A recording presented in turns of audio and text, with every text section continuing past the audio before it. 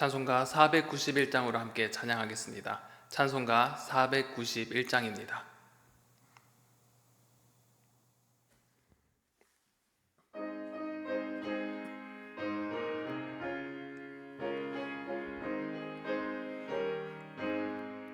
저 높은 곳을 향하여 날마다 나아갑니다.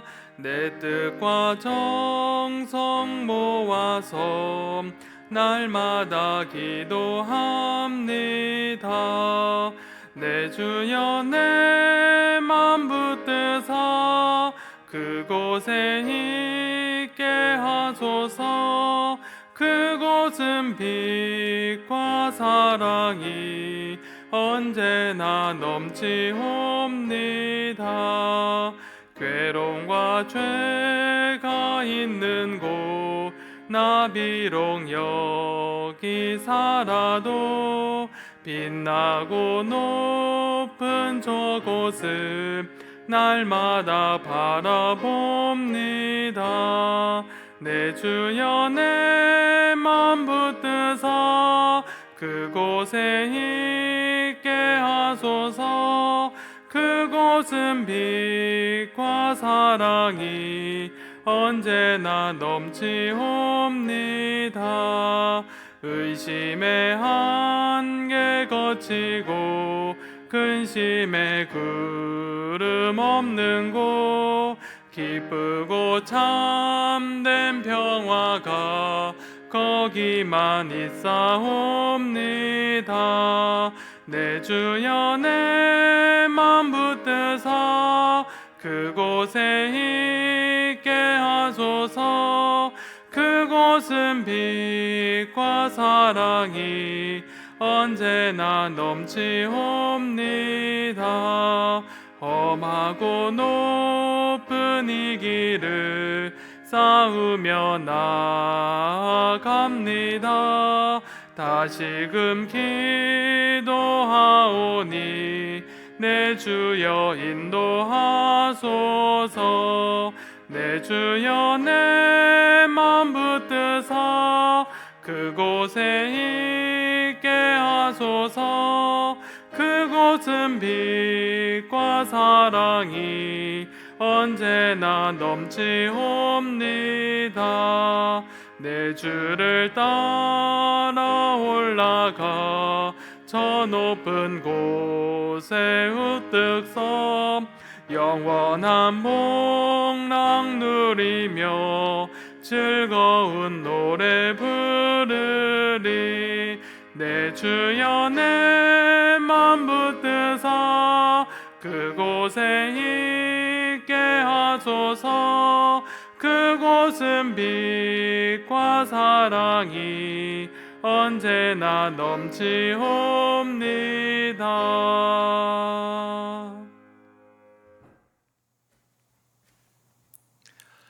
하나님께서 오늘 우리에게 주신 말씀은 신약성경 누가복음 12장 13절에서 34절까지의 말씀입니다. 신약성경 115면에 기록되어져 있는 누가복음 12장 13절에서 34절까지의 말씀을 제가 봉독할 때 살아계신 하나님의 음성을 들으실 수 있으시길 바랍니다.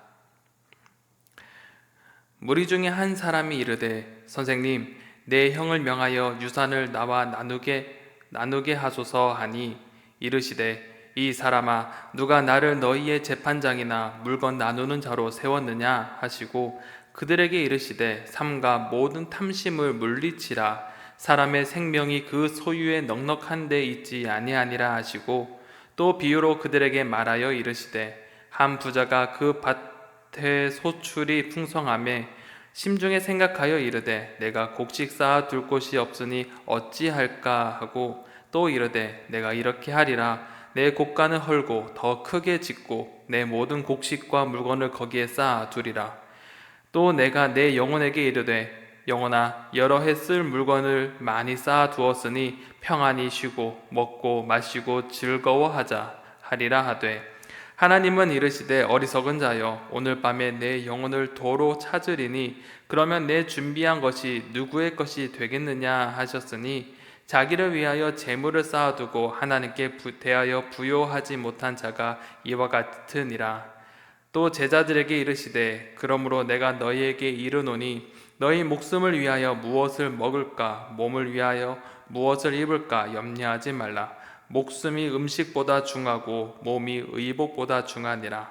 까마귀를 생각하라. 심지도 아니하고 거두지도 아니하며 골방도 없고 창고도 없으되 하나님이 기르시나니 너희는 새보다 얼마나 더 귀하냐.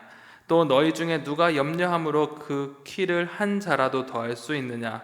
그런즉 가장 작은 일도 하지 못하면서 어찌 다른 일들을 염려하느냐. 백합화를 생각해보라.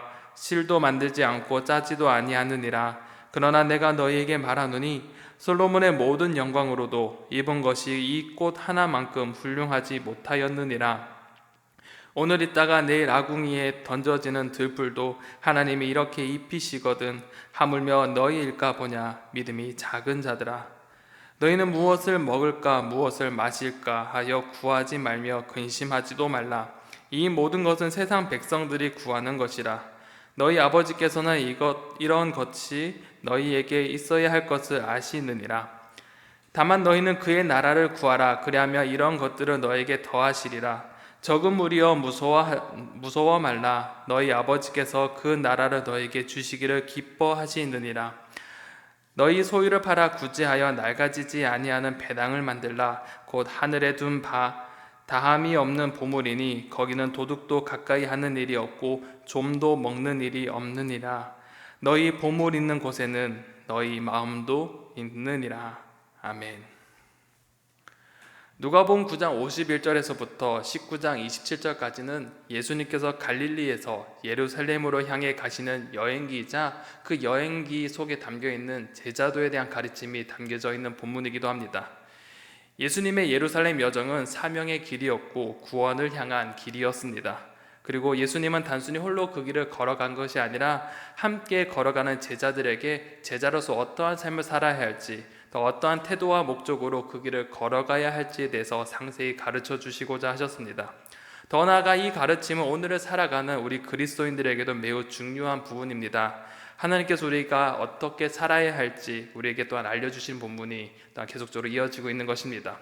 오늘 본문은 예수님께서 탐심과 염려에 대해서 가르쳐주고 있습니다.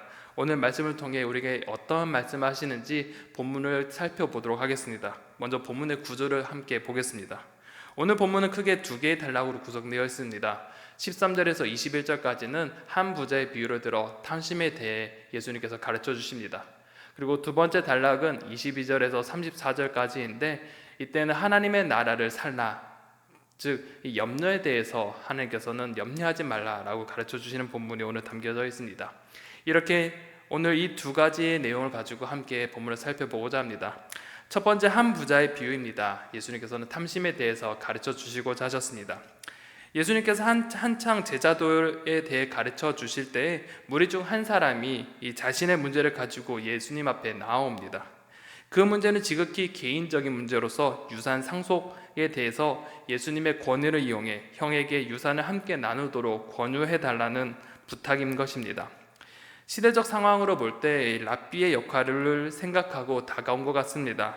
당시 랍비들은 이 율법을 가르치기도 했고 사회의 문제를 조정하고 판단하는 역할을 맡았기에 예수님께서 자신의 사적 문제를 판단해 달라고 찾아온 것 같습니다. 이에 예수님은 그에게 책망하듯이 물으십니다. 14절에 보면 이르시되 이 사람아 누가 나를 너희의 재판장이나 물건 나누는 자로 세웠느냐 하시고 라고 말씀하십니다. 예수님은 자신을 재판장이나 중재자가 아니라고 말씀하십니다.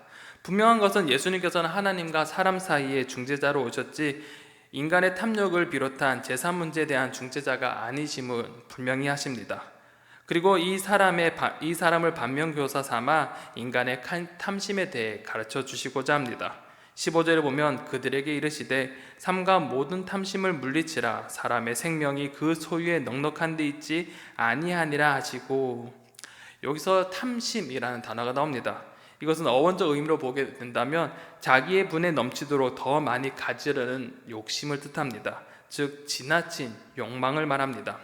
어떻게든 많이 소유를 하려는 이 열망입니다. 누구나 가지고 있는 또한 기본적인 욕망이기도 하며 채워지지 않는 욕망이 바로 이 탐심입니다. 그러기에 이 탐심이 그칠 때에는 가질 필요가 없는 상태이기에 이 땅에서는 불가능한 것입니다. 그런데 예수님은 제자를 향해 탐심을 물리치라 말씀하시면서 사람의 생명의 소유에 넉넉한 데 있지 아니한다라고 말씀하십니다. 그 이유에 대해서 바로 한 부자의 비유를 들어 설명하십니다. 16절에 보니 이 한 부자가 있었는데 밭농사가 매우 잘 되어서 매우 큰 소출이 예상되었던 것 같습니다. 그런데 그 마음에 생각하기에 창고 공간이 부족한 것이 걱정이 되기 시작했습니다. 그래서 곡간을 헐고 더 크게 지어서 모든 곡식과 또한 좋은 물건들을 거기에 보관하면 좋겠다라는 생각을 했던 것입니다. 그런데 그 생각은 부로 인한 안락함과 육체적 향락에까지 이르게 되어집니다. 19절에 보면 또 내가 내 영혼에게 이르되 영혼아 여러 해 쓸 물건을 많이 쌓아두었으니 평안히 쉬고 먹고 마시고 즐거워하자 하리라 라고 말합니다. 자기의 창고에 쌓인 곡식과 물건들, 이 재물을 통해서 자신의 미래가 평안하게 보장되었다라고 생각한 것입니다. 이 부자는 자신의 삶은 재물에 의해 결정된다라고 생각합니다. 부로 인해 내 삶의 안정감을 누리고 창고의 부유함이 이 삶의 부유함을 준다라고 생각했던 것입니다. 예수님은 삶의 근원이 부와 재물에 있다라고 생각하는 이 부자의 모습에 집중하게 하면서 그것이 제자들의 생각하는 삶의 근원이자 안정감이 아닌지 들여다보게 하십니다. 더 나아가 이것이 허무하고 어리석인 것임을 알려주십니다. 20절에 보면 하나님은 이르시되 어리석은 자여 오늘 밤에 내 영혼을 도로 찾으리니 그러면 내 준비한 것이 누구의 것이 되겠느냐 하셨으니 라고 합니다. 하나님께서 이 부자의 생명을 거두어 가셨습니다. 재물로 인해 미래의 부유함과 안락함을 그리며 꿈꿔왔지만 한순간에 그 준비한 것이 자신의 미래가 아닌 다른 사람의 것이 되어버렸던 것입니다. 그렇게 예수님은 다음과 같이 말씀하십니다. 21절에 자기를 위하여 재물을 쌓아두고 하나님께 대하여 부유하지 못한 자가 이와 같으니라 라고 말합니다. 우리에게 질문이 하나까지 던져집니다. 정말 부유한 것이 무엇일까요? 비유에 나타난 부자는 부유함이 전부라고 생각했습니다. 돈이 많은 것이 부유하다라고 생각한 것입니다. 그러나 이것은 어리석은 생각입니다. 진짜 부유한 것이 무엇인가? 바로 하나님으로 채워진 삶이 가장 부유한 것입니다. 이는 하나님의 도우심으로 내 삶이 채워지는 것이고 하나님의 나라를 위해 살아갈 때 하나님의 채워주시는 놀라운 은혜를 경험하는 삶입니다. 결국 삶의 주인은 내가 아니라 하나님이시기에 하나님을 내 삶의 안정감으로 삼는 것입니다. 부자는 세상에서 부유하다 하나 정작 하나님 앞에서는 가난한 자였습니다. 그러나 심령이 가난한 자는 복이 있다라는 말씀과 같이 이 하나님을 갈망하며 하나님의 도우심과 인도하심을 간구할 때 이 땅에서는 가난할지언즉 하나님 나라의 부유한 자가 될 것이라 라고 말씀하시는 것입니다. 그렇기에 예수님은 제자들을 향하여 탐심을 물리치라 말씀하시면서 하나님으로 부유한 자, 하나님이 주시는 안락한 삶을 살라라고 말씀하시는 것입니다. 그러니 두 번째 단락에서는 이 제자들에게 하나님으로 채워진 사람들에게 염려할 것이 없다라고 가르쳐 주십니다. 22절에 보면 또 제자들에게 이르시되 그러므로 내가 너희에게 이르노니 너희 목숨을 위하여 무엇을 먹을까 몸을 위하여 무엇을 입을까 염려하지 말라라고 하십니다. 생명이 하나님께 속했고 하나님께서 그 삶을 주관하시니 염려할 것이 없다는 것입니다. 왜냐하면 하나님께서 모든 것을 다스리시고 그 생명을 보존하시기 때문입니다. 그 이유를 자연 현상을 통해서 예수님은 다시 한 번 더 가르쳐 주십니다. 23절과 24절에 보면 목숨이 음식보다 중하고 몸이 의복보다 중하니라. 까마귀를 생각하라. 심지도 아니하고 거두지도 아니하며 골방도 없고 창고도 없으되 하나님이 기르시나니 너희는 새보다 얼마나 더 귀하냐라고 하십니다. 까마귀가 생명을 유지하는 까닭은 생명의 주인이 하나님이 그를 기르시기 때문입니다. 하나님께서 미물인 까마귀조차도 먹이시는데 하나님의 형상으로 만들어진 사람이며 여기 있는 제자인 너희에게도 그렇게 하지 않겠느냐라고 말씀하시는 것입니다. 더 나아가 생명을 연장하기 위해 애쓰는 이들을 예로 들며 다시 한 번 더 말씀합니다. 25절에 보면 또 너희 중에 누가 염려함으로 그 키를 한 자라도 더할 수 있느냐라고 합니다. 여기서 키라는 단어가 나옵니다. 키는 사람의 신장이라고 볼 수 있지만 수명, 이 생명의 의미도 담겨져 있습니다. 여기서 또한 한자라는 것은 한 규빗인 약 45cm의 길을 뜻하기도 하지만 시간의 단위로 쓸 때 1시간을 나타낼 수도 있습니다. 즉 수명을 1시간이라도 더하는 것이라고 해석할 수도 있습니다. 예수님은 인간이 염려한다 하더라도 키를 조금이라도 자라게 하거나 혹은 수명을 1시간이라도 연장할 수 없는 인간의 한계성을 지적해 주십니다. 그렇게 아무리 작은 것이라도 인간의 염려로 해결할 수 있는 것이 없기에 이 세상적 문제로 염려한다는 것은 무의미한다라는 것을 알려주십니다. 그래서 26절에 그런즉 가장 작은 일도 하지 못하면서 어찌 다른 일들을 염려하느냐라고 가르치시는 것입니다. 그리고 예수님은 까마귀에서 백합화로 시선을 돌리십니다.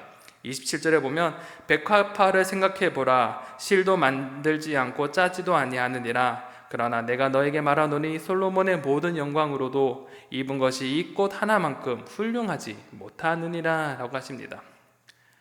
백합화는 스스로 옷을 만들어 입지도 않았습니다. 그러나 그 아름다움이 너무나 아름답습니다. 이것은 온갖 영광을 누린 솔로몬조차도 그 입은 것이 이 꽃들 가운데 하나만큼도 되지 못한다라고 말씀합니다.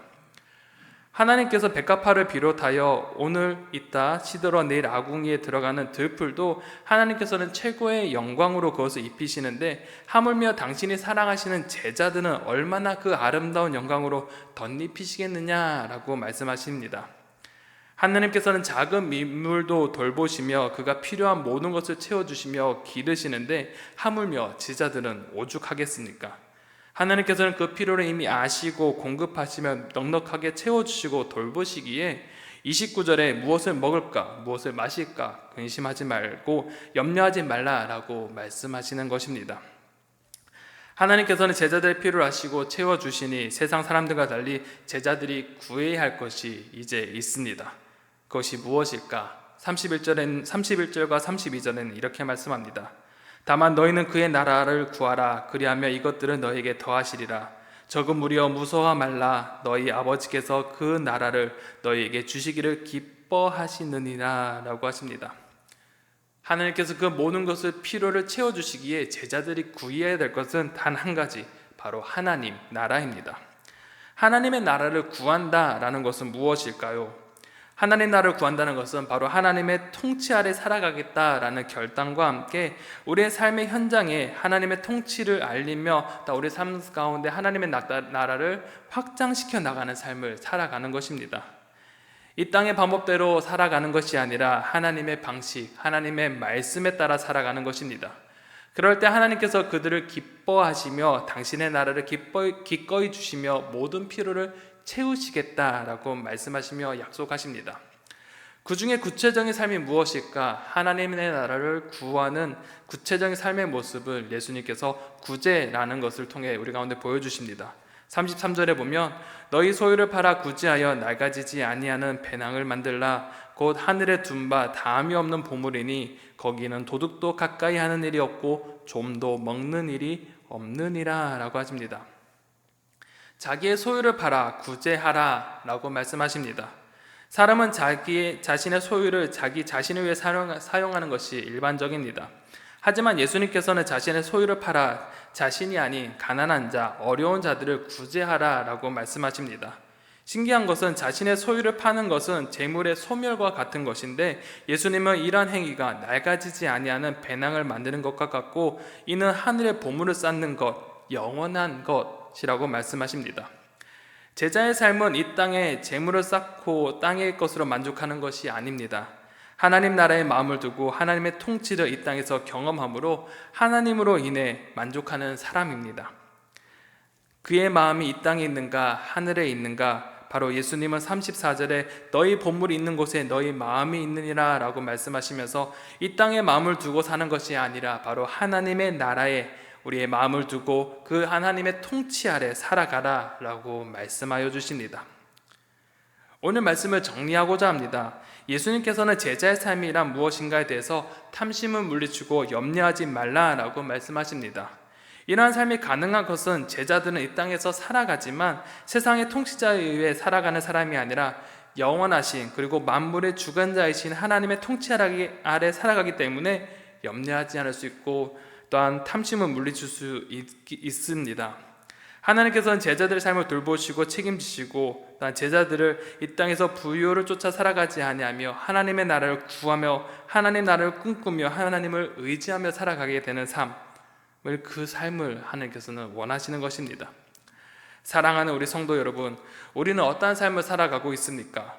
우리는 어리석은 부자와 같이 우리의 안정감을 이 땅에 두며 하나님이 아닌 다른 것을 붙잡고 아등바등 살아가는 것이 아닌가 우리는 점검할 필요가 있습니다. 우리의 삶의 근원은 하나님께 있음을 인정하며 그것을 믿으며 살아가시길 바랍니다. 이 땅의 주관자 되신 하나님께서 우리의 삶을 돌보시고 계심을 기억하며 온전히 하나님만을 의지하며 하나님의 그 통치 아래 살아가시길 바랍니다. 세상에 아무리 큰 풍파와 얼음이 나를 삼키려 할 때 예수님께서 우리를 염려하지 말라, 무서워하지 말라 이렇게 우리 가운데 말씀하여 주십니다. 우리의 삶을 지키시는 하나님을 기억하며 오늘도 우리의 삶의 자리에서 하나님의 나라를 구하며 살아가시기 바랍니다. 또한 하나님의 그 통치 아래 살아가게 될 때 하나님의 놀라우신 은혜를 경험하며 하나님께서 주시는 참된 의와 평강과 또한 희락을 경험하는 오늘 하루가 되시기를 간절히 소망합니다. 기도하겠습니다.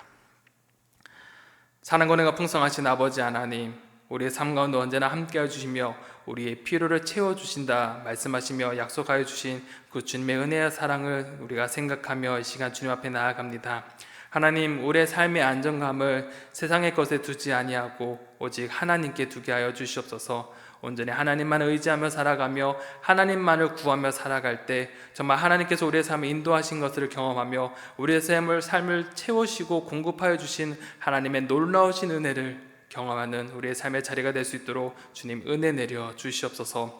오늘 하루의 삶 모든 것을 주님께 의탁합니다. 하나님, 주님을 앙망하며 주님을 갈망하며 살아갈 때 하나님의 통치 아래 그 말씀에 따라 순종하며 살아갈 때 하나님께서 그의 삶을 책임져 주시고 그의 삶 가운데 풍족함으로 채워주시고 인도하여 주시옵소서.